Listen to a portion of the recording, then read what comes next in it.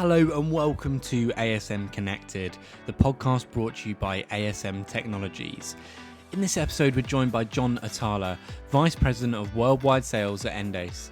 He was interviewed by our Sales Director Iain Tomkinson. Iain and John discuss how new tools are impacting the cybersecurity industry, how attacks are becoming more advanced, why going 100% channel has been beneficial for Endace, and they give their best predictions of what might happen in the next 12 to 18 months. Thanks for taking the time out, John. I suppose one of the things that I'm really quite interested in, I love trying to understand company cultures, and particularly when it's a cross-border international business. And one of the things that really fascinates me about Endace is that you guys started out of a New Zealand university project. That's fascinating. How did that come about, and what happened there, John? Gosh, that's a great question. And first off, thanks for having me. I appreciate ASM Technologies and yourself taking the time to have the interest and to interview Endace. About 20 years ago, a computer science professor at Waikato University in Hamilton, New Zealand, developed a project to capture latency on the network and developed what we call DAG cards and began to market them in public forums, universities, presenting, and lo and behold, there was incredible interest in the high frequency trading industry, in the service provider industry, and not long after 9/11 happened and things really took off, because that was one of the really critical points when people realized we should probably know a little bit more about what's traversing our network. So it went from latency to packet capture, and it's evolved ever since. And it's been a great story over the past 20 years. Endace has had quite an evolution. One thing Endace is really great at is partnering. We're 100% channel, and we're great at listening to customers. Yeah. Our technology has evolved through the years based on customers asking us to do more and more with our core technology, which is capture packets. Okay, that is an interesting story, and I'll come back to the channel aspect, because obviously I know you guys are channel friendly. I'll come back to that in a little bit, and I suppose I wanted to just dig into a little bit more of the company sort of culture, because again, that is an interest of mine. New Zealand isn't particularly well known for its tech startups, as far as I'm aware anyway. So how does a company that's based out in New Zealand end up being headquartered in Austin, Texas, with you based in sort of Silicon Valley and offices across Europe? How does that work? I suppose two things I take it that there was a strategy to make sure you've got a global footprint there, but also how does that affect the company culture? Because obviously Silicon Valley culture versus New Zealand, I'm sure there's going to be some differences there. No, that's a great question. And how I'll answer that is we're actually headquartered in Hamilton, New Zealand, or Auckland. From the inception, when you're from New Zealand, you are an international company, right? In order to grow your customer base, you have to be relevant in the North American market as well as the EMEA market, in addition to APAC. So right from the inception, you have that cultural international flavor to what you're doing.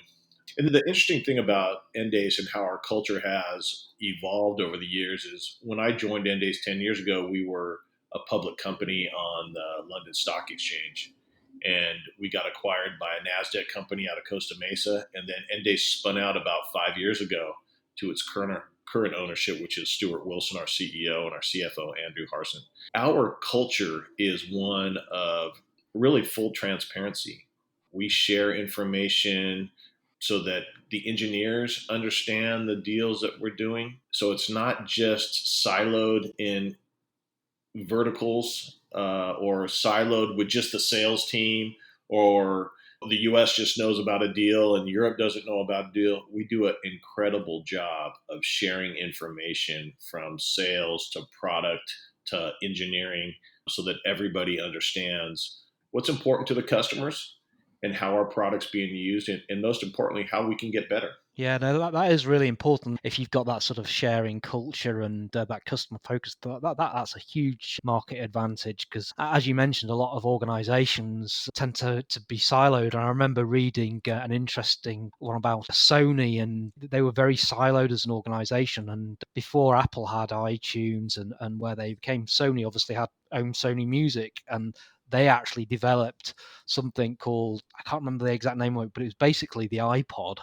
before Apple did, and they owned Sony Music. So if they'd actually spoken to each other as a business, they could have probably been first to market on that with probably a better technical solution. But I always say that Apple are a great organization because at the end of the day, they're a marketing company that does technology, whereas somebody like BlackBerry or somebody like that, they're a technology company that did a little bit of marketing. And I think that can make a bit of a difference being siloed in that communication and that marketing feel to a company's culture. So yeah, that's really interesting. A company of our size, you really feel the difference if everybody's not rowing in the same direction. I remember when we first spoke, and one of the things that you gave me was a very layman's terms overview of what Endace probes actually do. And as soon as I heard that, it just was like, wow, that makes perfect sense. And I completely get why particularly enterprise scale organizations would buy an Endace product.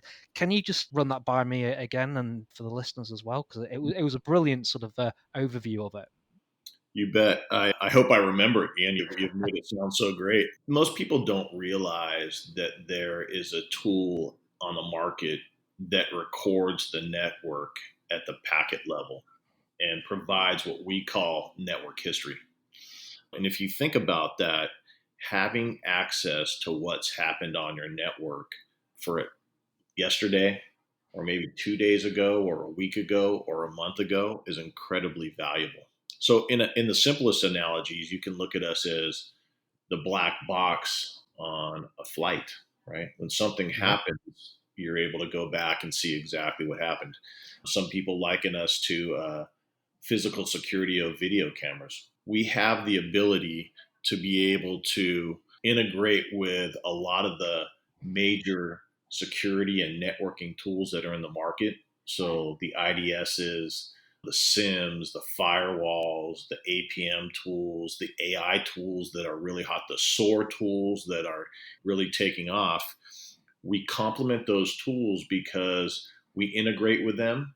And when analysts go back to look and see what happened, they can stay in the workflow that they're used to, whether that's, say it's Splunk, and they want to see exactly what happened, what caused this alert, what triggered it.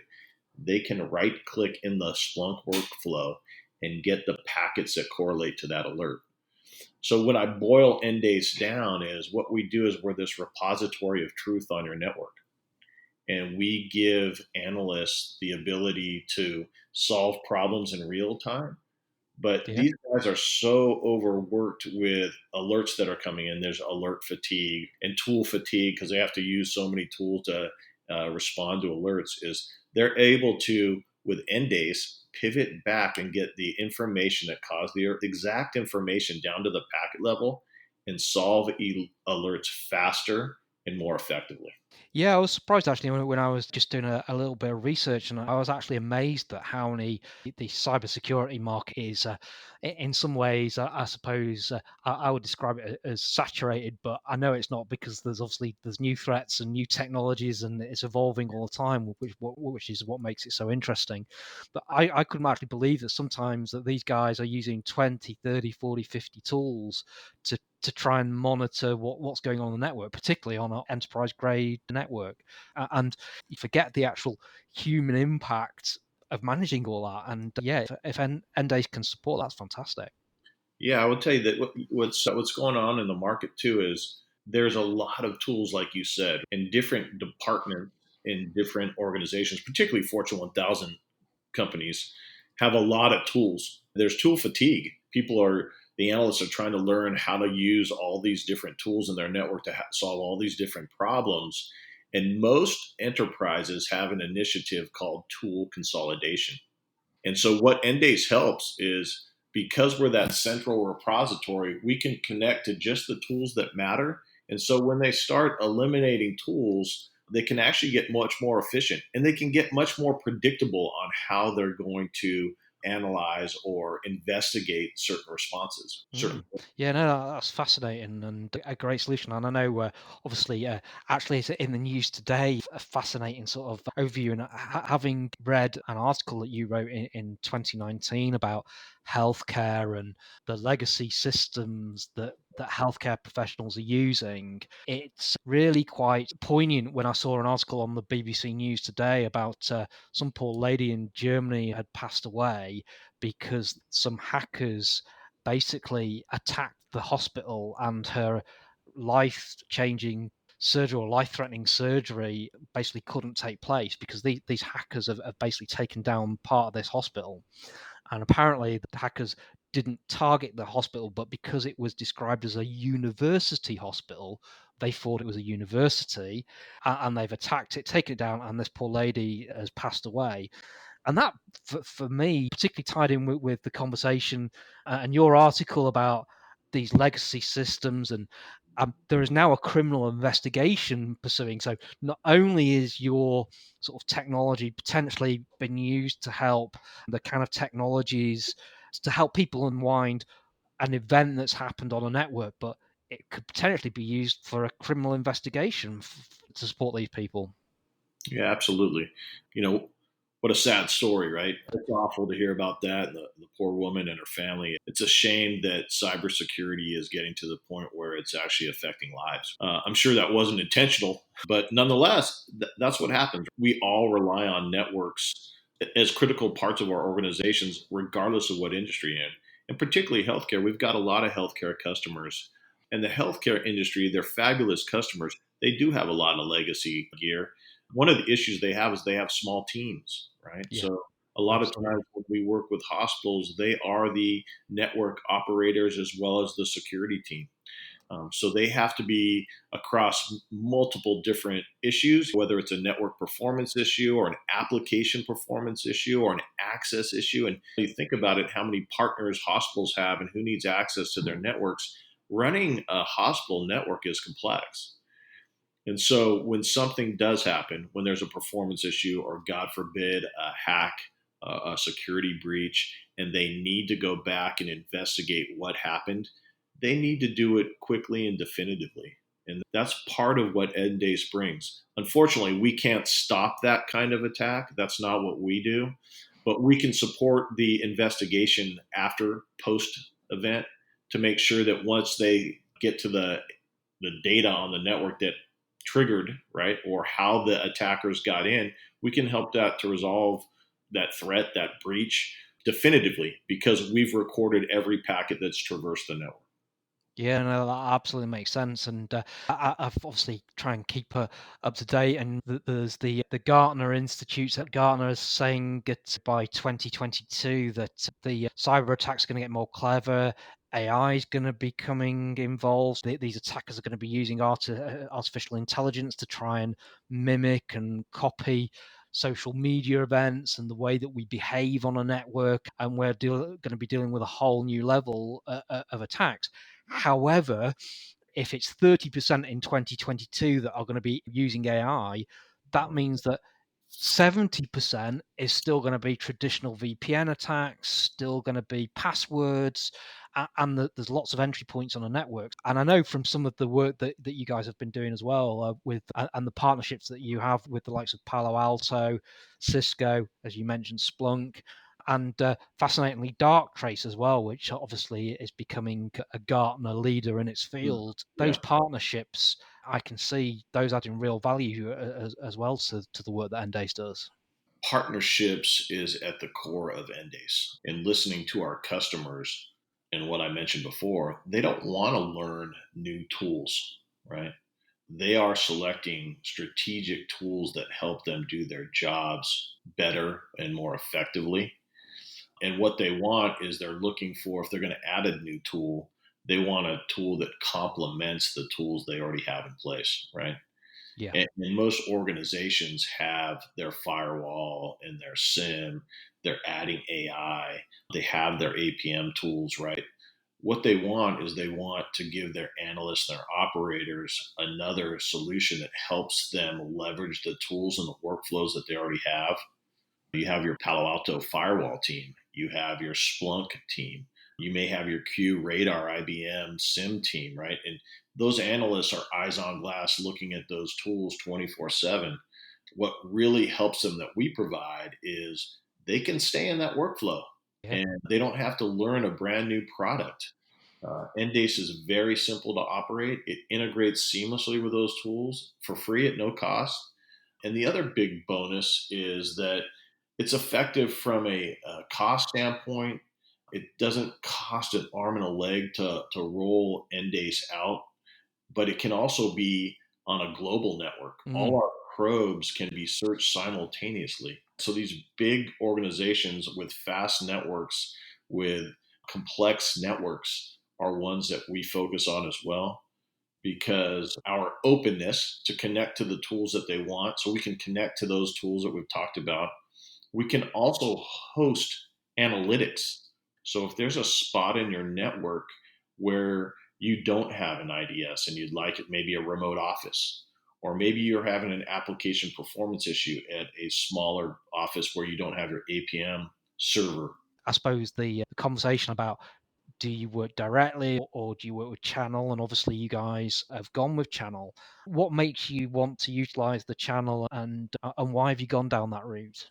Yeah, a great question. Is we've been channel for 100% channel for probably 8 or 10 years. And when you're a small global company, you need the reach into all the markets. Our biggest markets are federal governments across the globe, global banks, healthcare, and then Fortune 2000. And so the channel has developed great trust within those organizations, bringing services and solutions that those verticals need. And we're not a well-known brand like a Palo Alto or a Cisco. So when we develop the trust with our channel partners, and our channel partners can see the value that we bring to the end users, and they can see that it's a great product to represent because we have incredibly high customer satisfaction rates, it makes them confident and comfortable selling a solution like ours. And the other nice thing for the channel is we complement those other products that they've sold, right? Most channel partners have sold Cisco, IBM, Splunk, Palo Alto. They've sold those. And when they can complement something they've already sold and make those tools even better, and where the market's going right now is this whole automation, orchestration, and many of our partners are embracing that and wrapping their services around it. So not only can we complement a tool that the channel's probably led with, a Cisco or a Palo, but as they evolve and provide more services around orchestration, automation, they can incorporate Endace, make those tools better, and then also sell services around it. So it's really a win for everybody. Yeah, that's a great message. And I know a lot of the sales guys, they're always looking for a different conversation to have with a customer outside of the Ciscos and the Palos and the Splunks. And they're obviously tools that everybody needs and everybody buys, and they're great at what they do. But I suppose to have an upsell and also an opportunity to wrap services around, that's great for the reseller community. It really is. And that there aren't as many opportunities as there perhaps should be to utilize the channel for that. And I've seen how the channel can directly have an impact on vendors similar to yourselves that perhaps don't have huge sales forces, that they want to spend their time developing a product where the channel can really add the value. And it's that reach into that market and those relationships that really make a difference for me, which is why I love working in the channel. Yeah, absolutely. I couldn't agree with you more. A lot of it's, when you say, I agree everything that you said with, and it's all about trust, right? Yeah, We know, absolutely. we know how to work with the channel, and we provide a product that the channel can be proud to represent. And I suppose a couple of, I suppose, more sort of interesting questions, again, going back onto my interest in international business and company cultures.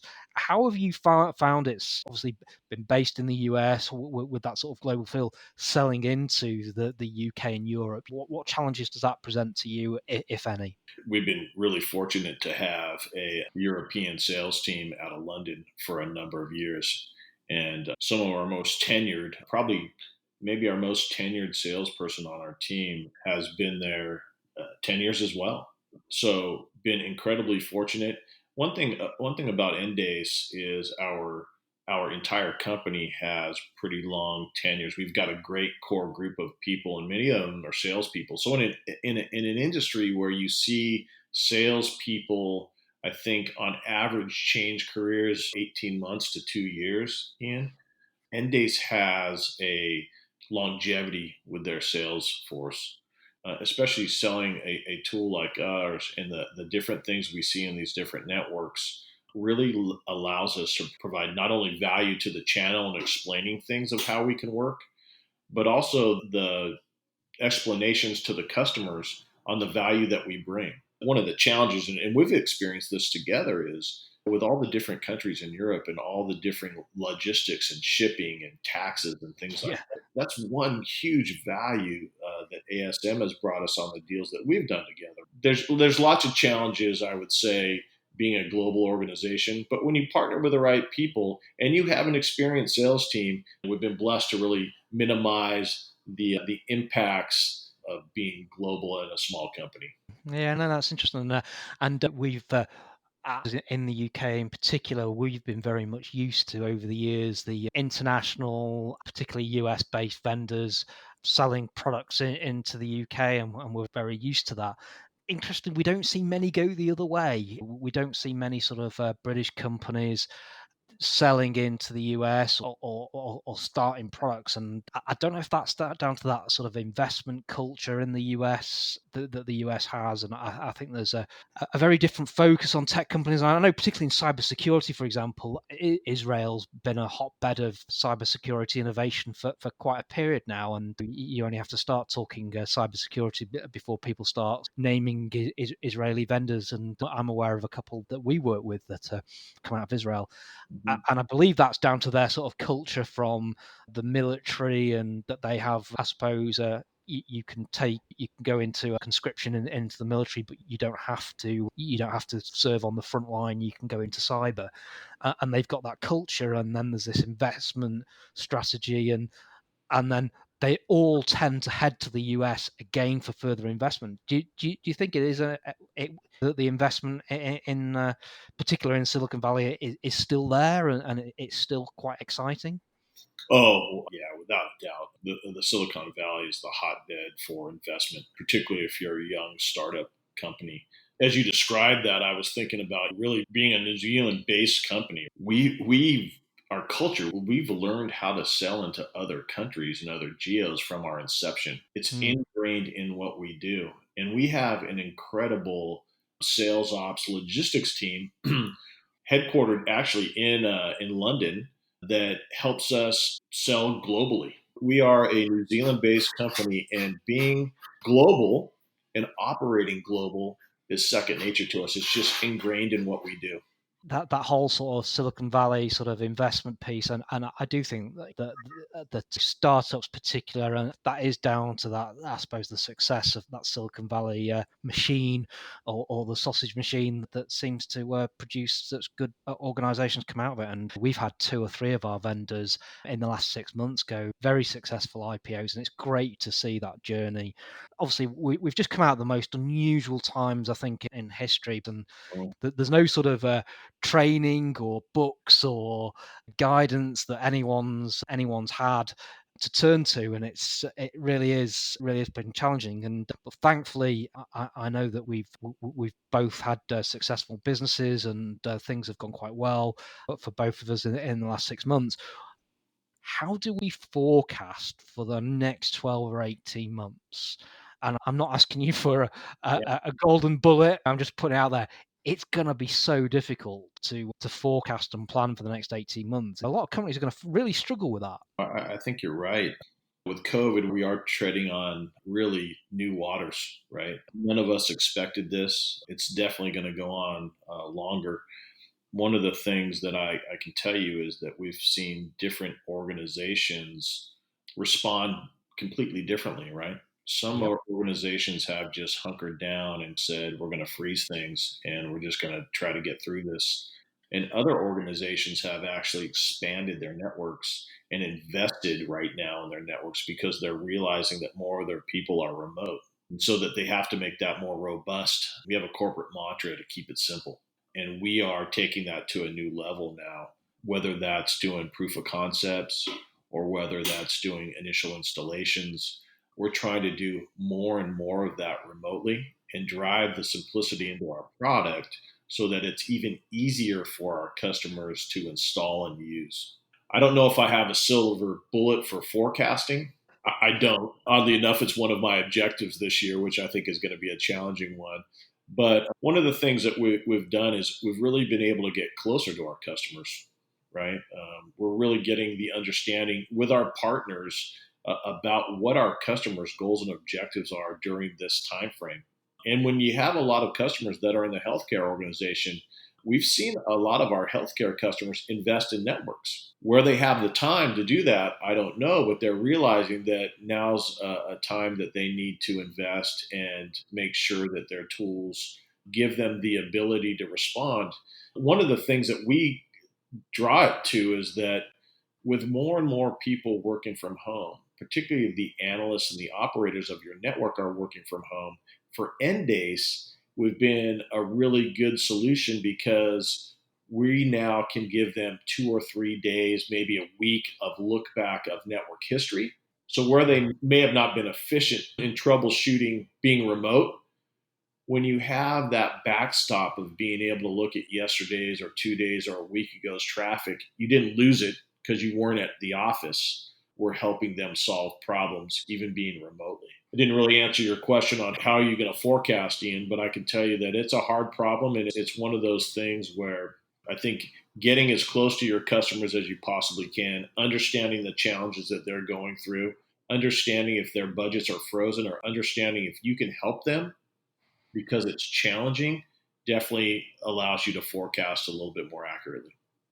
Yeah, and as you mentioned earlier on in our conversation, I think that word trust is important. I think customers are also looking to partnerships, technologies that they trust as well. And I think if you've got strong relationships and you've got technologies that are reliable, trustworthy, but also add value and also can save time and money, I think you should do quite well as a business. And I think particularly in the technology sector, I think if you haven't got that, then you need to be asking some questions of the business. In terms of, I suppose, a final question before we depart for the weekend, have you got any sort of predictions for the next sort of 6 or 12 months in terms of technologies that you'd like to cover off, or where do you think cyber's going to go in the next 12 to 18 months? Yeah, I know that's a great question.